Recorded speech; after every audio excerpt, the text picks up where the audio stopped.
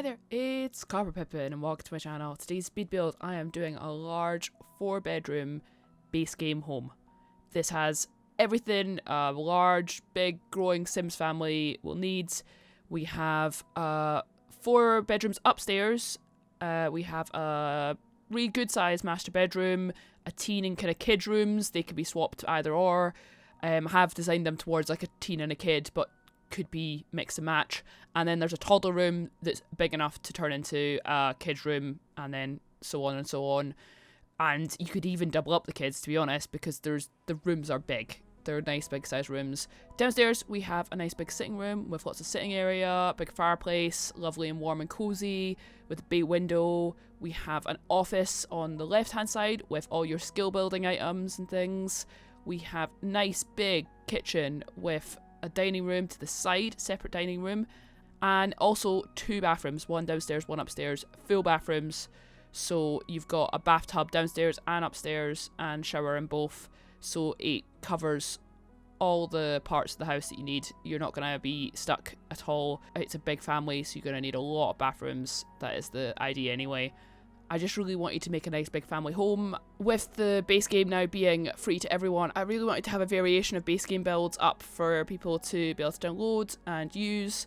And I really want to make sure that everyone has a good kind of variation. So last week I did a cute little starter home with 3 bedrooms, which was really like on budget and really kind of cutesy and all that and stuff. This one, I had no budget. It was just only base game was the only kind of key point here. Just trying to put as much everything into it. So both of the kids' rooms have desks, so you can put computers in. There is obviously a computer in the office. I left the kids' ones, so if you want them to be a study space or if you want them to be computer spaces, that's totally up to you. The kitchen is a really nice big kitchen, lots of space for cooking together, just having a family kind of time in there. A couple of bar stools, but nothing crazy. So you could just have like a breakfast situation going on, and then the big dining room with lots of space for kind of your Harvest Fest, a kind of joint meals and things, which I thought was quite important. Yeah, I mean, getting your Sims to all be in the formal dining room together, I get it. It'll be a little bit difficult, but I think it's worth it for the style of a large big family home. It's hard having only base game because you want like the flowers and the clutter and all the items and stuff, but I did really try and make sure this house felt lived in and full of items. But still, I always make sure my houses aren't overly cluttered because I know a lot of people have issues with the game just not running, and I really don't want Sims to not be able to move around the house as well. I really find it irritating if I'm using a house that's just got so much stuff that the Sims just don't function. Like, they can't actually move around the house or get to things because there's too much stuff in the way. And I really wanted to avoid that.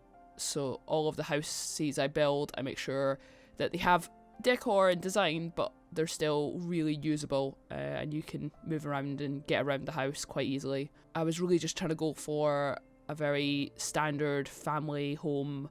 Oldish, but kind of high-end furniture. I mean, the base game, you don't get huge amounts of choice.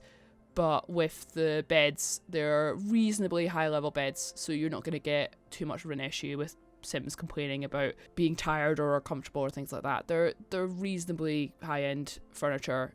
I made sure there's the chess table, there's an easel, there's a guitar, there's bookcases, there's the computer downstairs, obviously. There's lots of items to keep your Sims busy, keep yourself entertained, and you could almost move in here with a full family. Obviously, it's a lot more money than the starter build, but you know, if you start a little build, you can have a couple of kids, you can upgrade to this kind of house and it will have all your kind of main items, but there's still spaces for the personal touches like photos and things to go on the walls and stuff, and adding in a little bit of your own personality and things.